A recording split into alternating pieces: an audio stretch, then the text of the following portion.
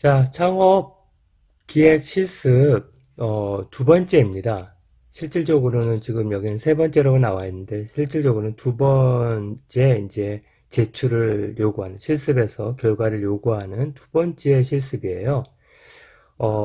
명목집단법에 의해서 여러분들이 이제 팀별로 어, 아이템을 선정을 하셨을 거예요. 그러면 이제 그 아이템이 구체적으로 무엇인지를 한번 정의해보고 또 그것들을 한번 시각해보는 시각화해서 어, 어, 이것들이 어떻게 구현이 되고 어떠한 서비스가 제공되겠다라는 그런 아이템 컨셉 보드를 한번 작성해 볼 것이고요. 그러면서 여러분들이 이제 생각해 봤던 아이템들이 얼마나 타당한지 타당성 평가를 해보는 그러한 이제 실습을 한번 해보겠습니다. 자, 여러분들이 이제 이 두 번째 팀 활동 결과는 지난번과 동일합니다. 여러분들 팀별 프로젝트 시간을 함께 정하시고 활동하시고 종합해서 팀 활동 종합할 때는 팀장만 너무 힘들게 하지 마시고 골고루 기회가 돌아갈 수 있도록 혹은 뭐 주변에 애국인 학생들이 있으면 한번 같이 어, 해주거나 혹은 배려를 좀 해주면서 해봤으면 좋겠어요. 그 다음에 팀별 한 개예요. 팀별로 한 개. 가급적 파포로 만들어서 주시면 그것들을 모아다가 제가 혹은 각각의 파포를 보면서 팀별로 어떻게 했는지에 대해서 한번 말씀을 드려보도록 하겠습니다. 그리고 제출 방법은 밴드 활동 안내 댓글로 파일 업로드를 해 주시기 바라고 5월 14일 18시까지 여러분들이 제출해 주시면 됩니다. 자, 여러분들 그 창업 에듀라는 그러한 정부에서 창업을 지원해주는 그러한 그 사이트에 있어요. 그래서 거기에 보면 아주 좋은 여러 가지 동영상들이 많은데 여러분들을 이번에는 사업 아이템 선정에 관련된 동영상을 한번 보시면서 저보다 더 전문가인 교수님께서 강의를 하시는데 한번 구체적으로 살펴보십시오. 저는 이거를 여러분들이 다 보시고 나면 사업 아이템이 이런 거구나, 어떤 것들을 고려해야 되는 거구나, 이런 것들에 대한 자세한 내용을 들으시고 저는 실습 안내인 내용들을 지난번에 여러분들 못 쓴 글씨로 막 적어놨잖아요. 여러분들 좀 인내로 봐주셨는데 그 내용들을 지금 책으로 만들고 있어요. 그렇게 되면 최종 안이 나오고 내용이 나오면 좋게 파워포인트로 만들어서 제공을 해 드리려고 하고 있어요. 그걸 좀 이해해 주시고 지난번에 했던 그 내용들을 토대로 해서 제가 말씀을 드리려고 합니다. 자, 이제 동영상을 보신 후에 이제 제 실습 안내 또는 정의서가 뭔지, 컨셉 보드가 뭔지, 평가는 어떻게 하는지 그 내용들을 좀 제시하면서 실습 안내해 드리겠습니다.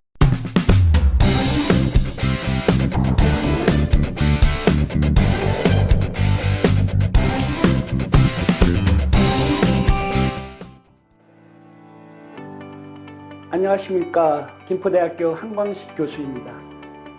오늘의 강의 내용입니다.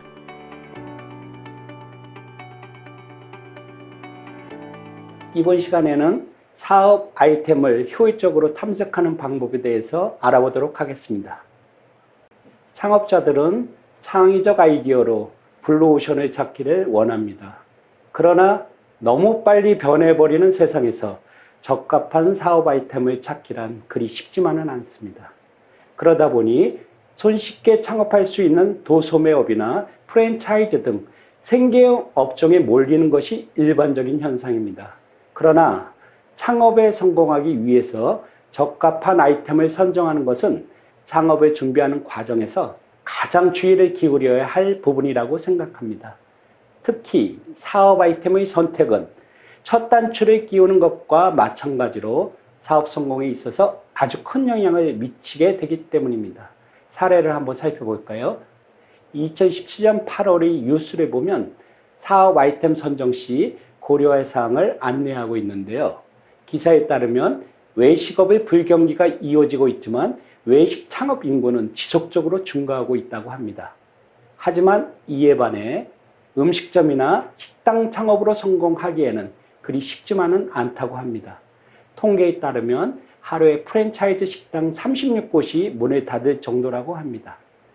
국내에서 처음으로 1인 보쌈, 1인 삼겹살 전문점 시대를 연 혼밥 식당, 싸움의 고수가 창업 전문가들과 예비 창업자들에게 사업 아이템의 사례가 되고 있다고 합니다. 1인 가구의 급격한 증가와 혼밥이라는 트렌드 속에서 보쌈이나 삼겹살도 혼자서 즐길 수 있다는 발상의 전환이 돋보인다는 평가와 함께 향후 전망과 흐름을 볼 때 유망사업 아이템으로 떠오르는 것이죠.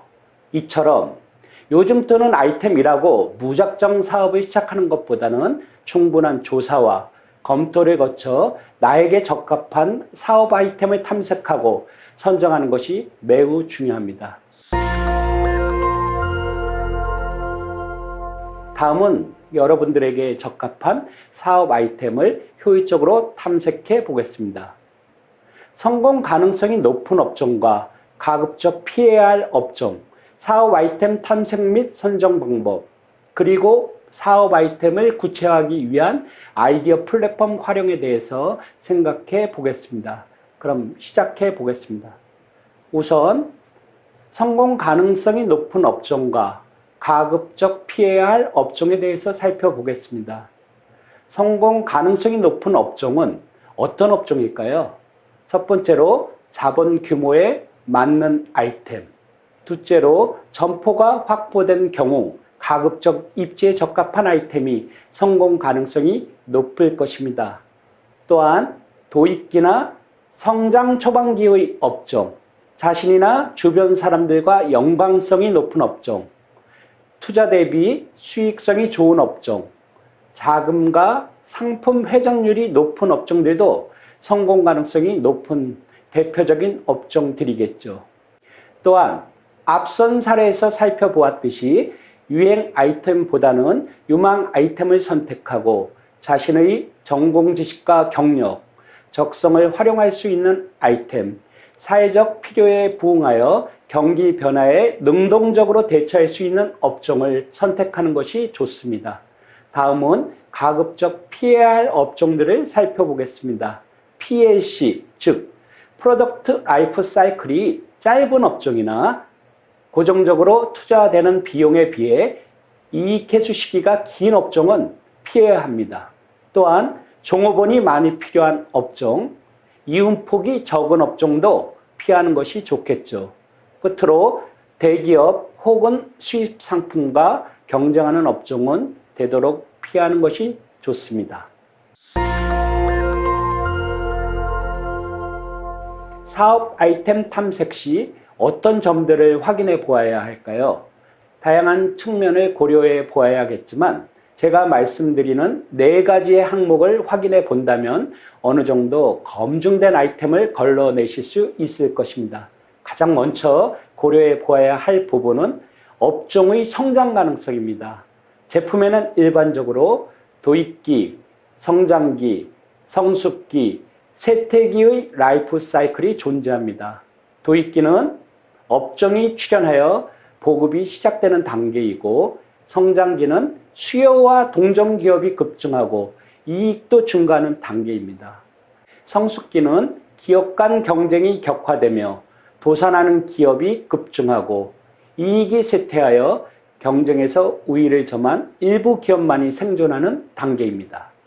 마지막으로 쇠퇴기는 시장 전체의 매출과 이익이 완전히 하향하는 단계죠. 여기서 신규 사업에 가장 적합한 단계는 성장 초반기의 업종이며, 반대로 성숙기에 뒤늦게 참여하면 실패할 확률이 매우 높습니다. 두 번째로 경험이나 특징을 잘 활용할 수 있는 업종인지 살펴보아야 합니다. 성장성이 높은 업종이라고 해도 다른 사람이 성공했다고 하여 나도 무조건 성공할 것이라고 기대해서는 안 됩니다. 어떠한 업종이더라도 창업자의 경험, 지식, 기술, 특징 등을 잘 고려해야만 사업 성공 확률을 높일 수 있기 때문입니다. 그동안 얻은 각종 경험, 지식, 기술, 특징 등이 창업에서의 성공과 실패를 결정할 수도 있습니다. 세 번째로 인허가를 받아야 하는 업종인지 확인해 보아야 합니다. 법적인 인허가, 등록 면허 등이 없으면 창업이 불가능한 업종이 있으므로 창업자는 해당 업종의 법적 요건을 사전에 확인할 필요가 있습니다. 단순히 등록만 하면 가능한 경우도 있지만 창업자 본인이 업종에 관련된 자격이나 기능을 취득하고 있어야 하거나 그런 자격이나 기술이 있는 종업원을 채용해야 하는 경우도 있습니다. 따라서 창업자는 업종 선택 시 이런 부분을 충분히 고려해야 합니다. 마지막으로 어떤 부분을 확인하면 좋을까요? 다른 것보다 실패의 위험에 대해 생각해 보면 좋을 것입니다. 위험이 큰 사업일수록 사업이 성공했을 때 얻을 수 있는 이득은 큽니다. 하이 리스크, 하이 리턴이란 말을 들어보셨을 것입니다. 위험률이 높으면 도전하는 창업자가 적고 이런 상황에서 성공하면 경쟁자가 없어 더 높은 수익을 기대할 수도 있겠죠. 그러나 이러한 업종일수록 실패율이 성공률보다는 훨씬 높다는 것이 창업의 한계로 작용합니다.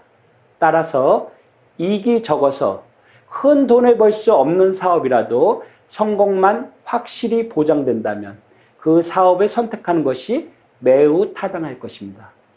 이와 같이 창업자는 업종 선택의 중요성과 사업 아이템 선정의 기본 원칙을 숙지하여 원만한 창업, 성공적인 창업이 이루어질 수 있도록 사전에 충분한 준비를 해야 합니다. 창업 성공의 지름길은 충분한 준비와 시간 투자에 있기 때문이죠. 그렇다면 다음으로 사업 아이템 선정의 기본 체계를 살펴보겠습니다. 사업 아이템을 선정할 때에는 다음과 같은 기본적인 단계를 따릅니다. 아이템을 구상하고 발굴하여 후보 아이템을 선정한 후 선정된 다양한 후보 아이템을 두고 예비 사업 타당성과 아이템 정도 등을 따져보게 되는 것인데 일반적으로 아이디어를 상품화하는 과정은 아이디어 창출, 아이디어 심사, 사업성 분석, 개발 및 시험 생산, 상품화 단계로 진행됩니다. 마지막으로 예비 및 초기 창업자들이 참고할 수 있는 팁을 하나 알려드리겠습니다. 지속적으로 경쟁 우위를 확보할 수 있는 자원에 대한 얘기입니다.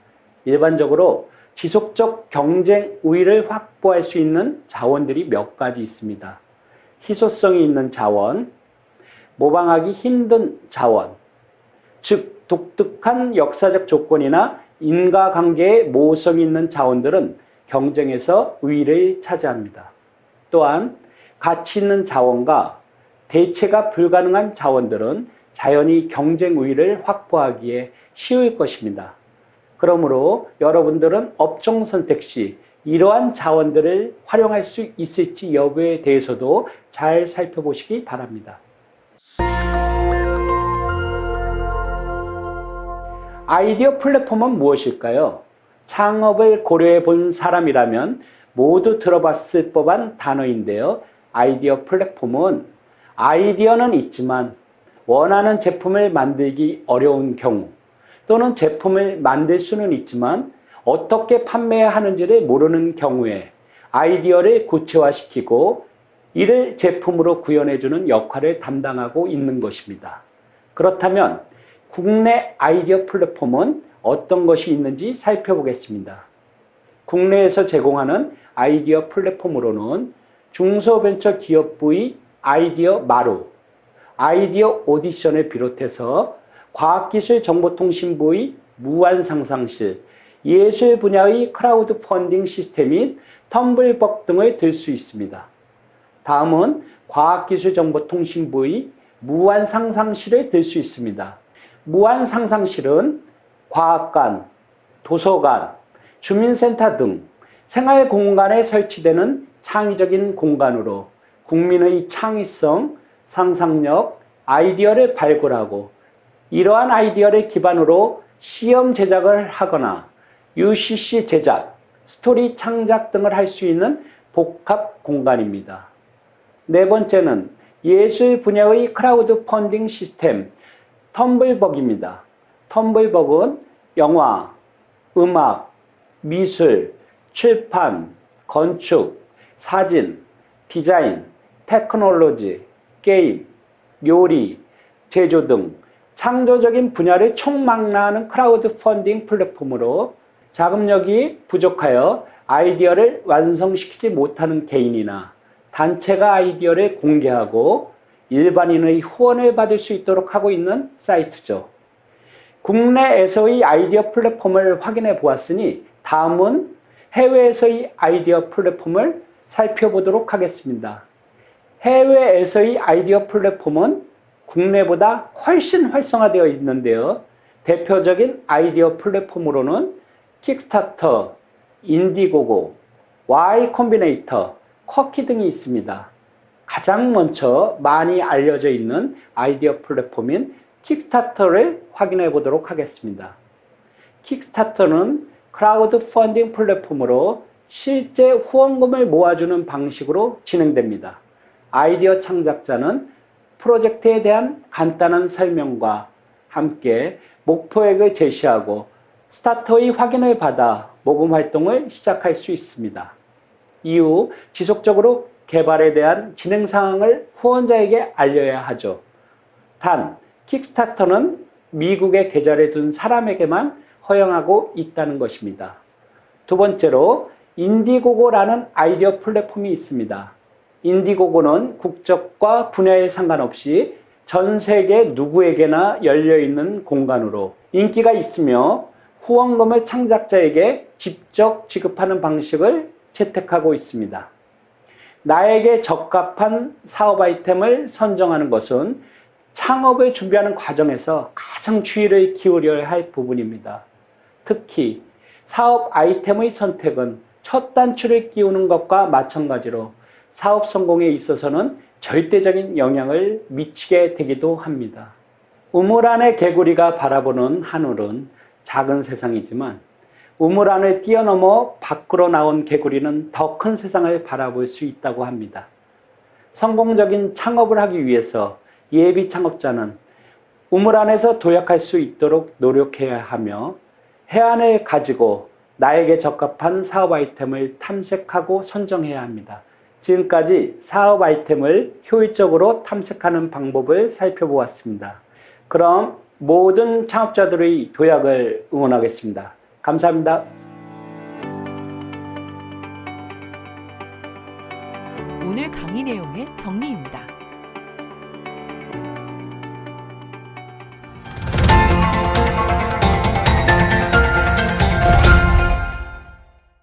여러분, 동영상 잘 보셨어요? 사업 아이템 선정하는 게 그렇게 어려운 일인가? 이렇게 생각할지 모르지만 상당히 여러 측면에서 고려할 사항들이 많습니다. 자, 이제 그걸 위해서는 아주 여러 가지 측면에서 아이템을 구성하고 그것들에 대한 면밀한 어떻게 보면 평가와 검증을 해봐야 합니다. 이제 창업 아이템에 있어서 이제 선정을 했어요. 명목 집단도에 의해서. 이제 이번에는 아이템을 구성하는 이제 여러 가지 방법들이 있는데 그 중에 여러분들에게 창업 아이템 정의서 한번 정의해 보는 거예요. 이제 아이템이 선정이 됐으면 이게 뭔지 정확하게 정의해 보고, 두 번째로는 이제 이런 정의를 이제 구체적으로 한번 시각화 해보는 작업을 하는 거예요.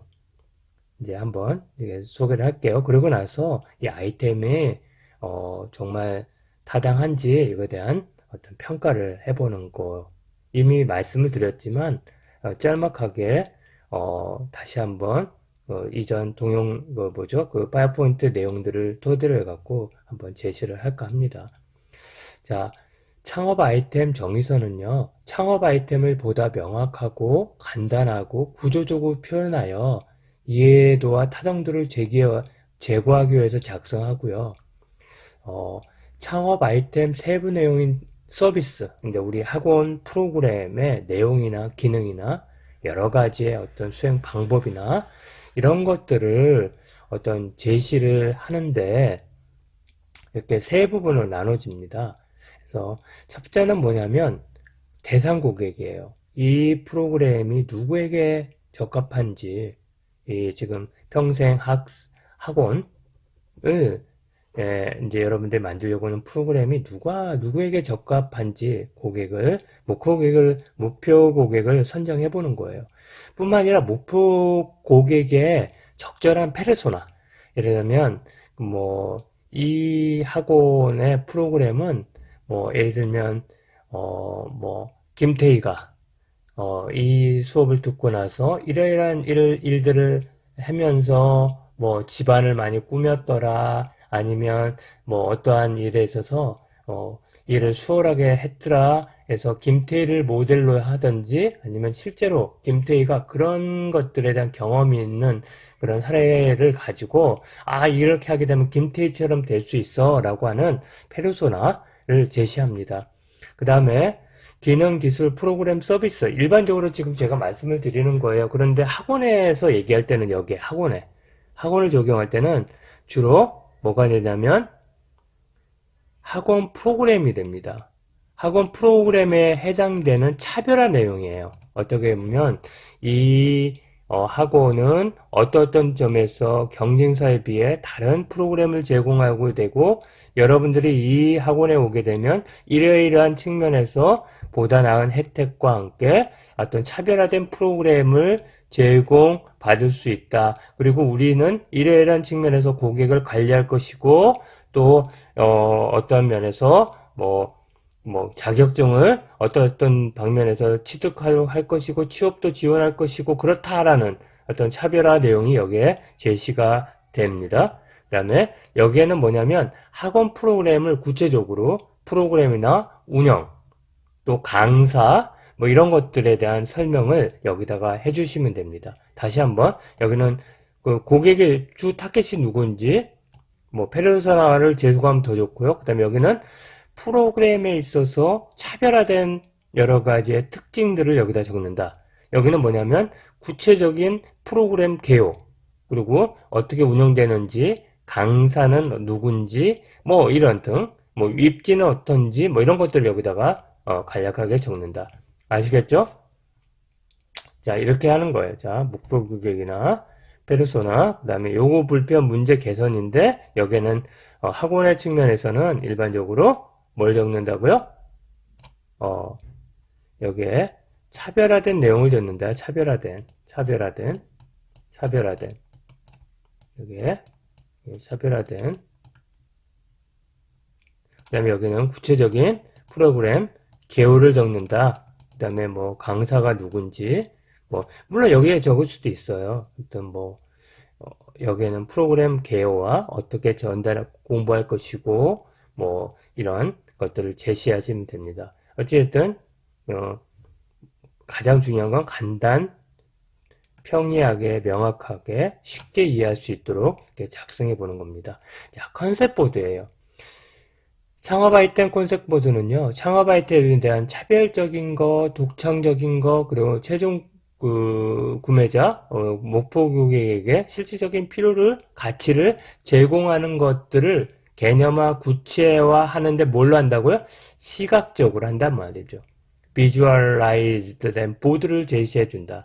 그래서 서비스 프로그램의 두드러진 특징이나 차별적인 우위성, 고객에게 제공되는 그런 가치나 어떤 혜택을 제시한다. 비주얼 아트다 말이에요. 다른 얘기를 하면 시각적 몰입과 서비스 구매를 의사결정을 하는데 도움이 되는 거. 우리의 전단지로 생각하면 돼요. 전단지. 그래서 짤막하게 핵심적인 내용이 들어가면서 비주얼된 구체적으로 사진도 들어갈 수 있고 어떤 사파도 들어갈 수 있고 그러한 것들로 딱 한눈에 여러분도 우리 파란 글보다 짤막한 동영상 또는 짤막한 이미지 하나로 이렇게 전체를 설명해주는 그걸 얘기하는 거죠. 창업 아이템이 발굴된 이후에는 사업 현실화 가능성을 위해 고객 요구 적합성이나 독특한 가치를 점검해 볼 수 있는 시간을 갖기 위해서 컨셉트 보드를 만든다. 고객 요구 조건은 고객의 요구 조건은 뭘지, 충족할 효용 가치 또는 고객이 만족할 것들은 뭐지, 그 다음에 목표 시장은 활성화되어 있나, 뭐 이런 것들이 고객 요구 적합성에 해당되는 그런 점검 내용들이고, 독특한 가치는 내가 어필할 포인트는 뭐야? 우리 학원에서 제공하는 차별화된 프로그램이 뭐지? 정말 이런 것들이 어떤 지금 시장의 트렌드나 지금 동향 속에서 혁신적인 아이디어나 어떤 면은 사람들이 끌릴 수 있는 그런 내용들이나 서비스의 어떤 운영 방법들인가 이런 측면들을 고려하면서 여기 아이템 컨셉 보드를 이제 제시하는데, 아이템 컨셉 보드는 바로 아이템 메시지, 아이템 모습, 아이템 개요를 제공해 준다. 그럼 왜 이걸 하냐? 아이템 컨셉 보드는 고객 시장 관점에서 아이템 내용을 한번 검토해 보는 거예요. 그리고 아이템 내용이나 개요나 메시지를 담아서 그것들이 하나의 일반적으로 제공된 프로그램을 명확하게 고객에게 제시할 뿐만 아니라 한 방면에서는 그걸 작성하다가 우리 스스로도 객관적으로 점검해 볼 수 있는 그러한 기준들이 될 수 있다라고 생각하죠. 바로 얘가 이걸 제시했어요. 이제 앞부분에 개념을 넣는 거죠. 앞에 보면 아이템 메시지라 그랬잖아요. 옆에는 모습이고, 이거는 이제 그림이나 여러 가지의 어떤 사파나 이런 거 들어가고, 아이템 개요는 간략한 이 아이템에 대한 설명을 해주는 건데 바로 이거예요. 자, 이게 메시지가 들어간 거죠. 붙이면 사고 떼면 죽는다. 그래서 뭐예요? 이게 LED 발광 패드야. 그래서 이런 것들의 그림을 그려서 어떻게 해요? 사파를 그리든지 그림을 제시하면서 아니면 이미지를 제공하면서 구체적으로 이 탈착력 LED 발광 패드가 뭔지를 설명해 주는 거고. 그래서 여기 이제 구체적으로 뭐 옷가방, 모자 등에 워낙 부착할 수 있다, 뭐 안전사고 예방할 수 있다, 명찰 역할도 할 수 있다, 이런 것들에 대한 뭐예요? 간략한 개요를 적는 거죠. 이렇게. 자, 이건 실제적으로 지난 학기에 했던 학생들의 한 조의 컨셉 보드예요. 자, 현실이나 가상의 안전조심. 그래서 이렇게 지금 가상 세계에 있어서 또 여러 가지 현실 세계에 있어서 실제적인 안전관리에 대한 이런 부분이다, 이렇게 그려보면서 가상현실 증강현실 활동을 통해서 안전사고 예방 교육을 하는 프로그램을 만들어서 제공하겠다는 거거든요. 그래서 온활한 체험활동이 가능하고 미래 직업에 대한 선행도 준비되면서 뭐 이렇게 한다, 이런 얘기예요. 자, 마지막으로 아이템 평가와 검증. 자, 아이템이 성공할 건가 실패할 것인가, 아이템의 성공적인 조건은 뭔가, 이런 것들은 우리가 한번 생각해 봐야 돼요. 그 다음에 아이템 개발을 위해 창업자 자신의 적성은 맞는지, 개발 가능한 인력이나 확보는 가능한지, 시장 수요의 확보는 되었는지, 이런 점검을 해봐야 되죠.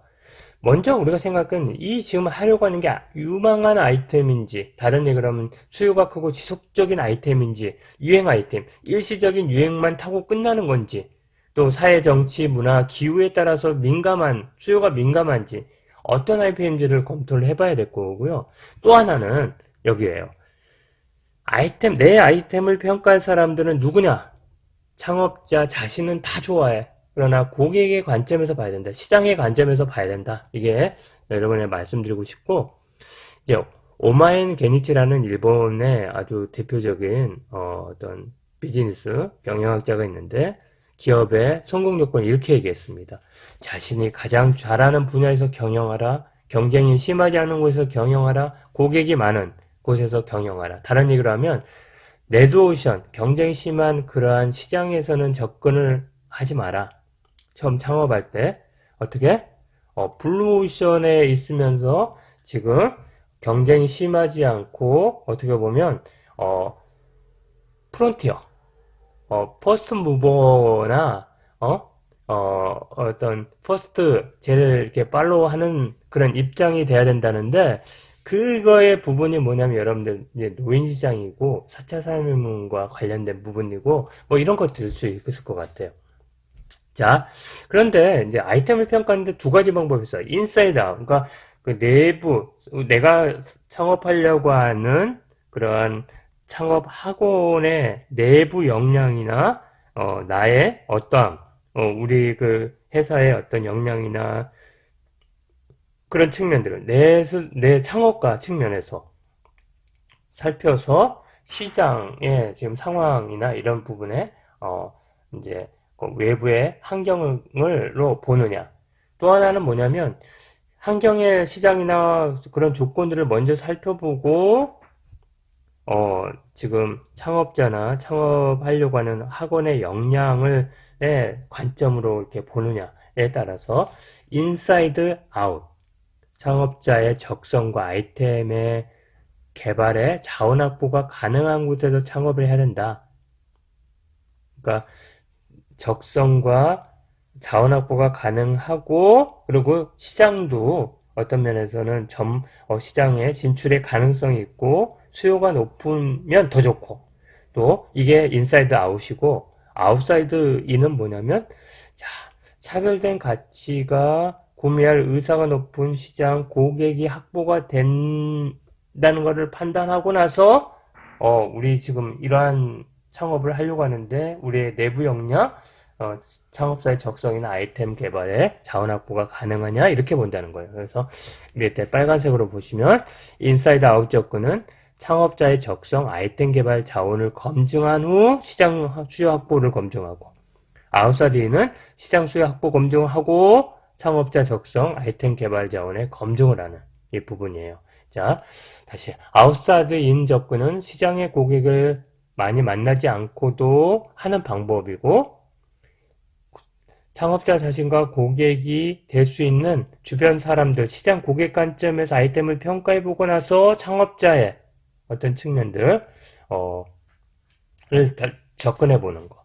인사이드 아웃 접근은 창업자의 적성과 개발 자원의 활용 가능성을 보고 창업기업의 내부 관점에서 평가를 해보고 그 다음에 어떤 면에서 성장 가능성 또는 시장의 어떤 경향을 보는. 그래서 이 두 부분이 다 한번 동시에 다 해봐야 될 부분이에요. 이렇게. 이거부터 하고 뭐 이걸 하든지 이게 다 보완이 돼야 된다. 이렇게 보시면 되겠어요. 그래서 아웃사이드 인 접근은 구매 효용성, 전략적 가격 측정, 목표 비용 설정, 도입 장애 극복 이런 부분들을 고려해 보는 것이고 인사이드 아웃은 창업자 적합성, 그러니까 적성에 맞아야 되잖아요. 능력이 맞아야 되고 그 다음에 아이템의 참신성, 자원의 확보 가능성, 그 다음에 성장 가능성으로 보게 되는 거고 그래서 이렇게 여러분들 이러한 평가표를 한번 만들어 보는 겁니다. 이렇게. 예, 시장 고객 관점의 아이템 검증 평가 이게 바로 아웃사이드 인이죠. 그 다음에 창업자 개발 자원 관점의 아이템 검증 이렇게 창업자 적합성, 아이템의 참신성, 자원의 확보 가능성, 사업에서 이렇게 여러분들이 작성한 거 가지고 이렇게 평가표를 만들어 보고 옆에 평가 근거를 한번 제시해 보는 거예요. 이게 적합한 건지 한번 여러분들 팀별로 이렇게 다시 한번 아이템을 두고 요 기준을 가지고 뭐 카톡이든 여러분들 동영상에도 한번 솔직하게 한번 서로 평가해 봐서 여기다가 한번 적어 보세요. 이렇게 됐죠? 수고하셨습니다.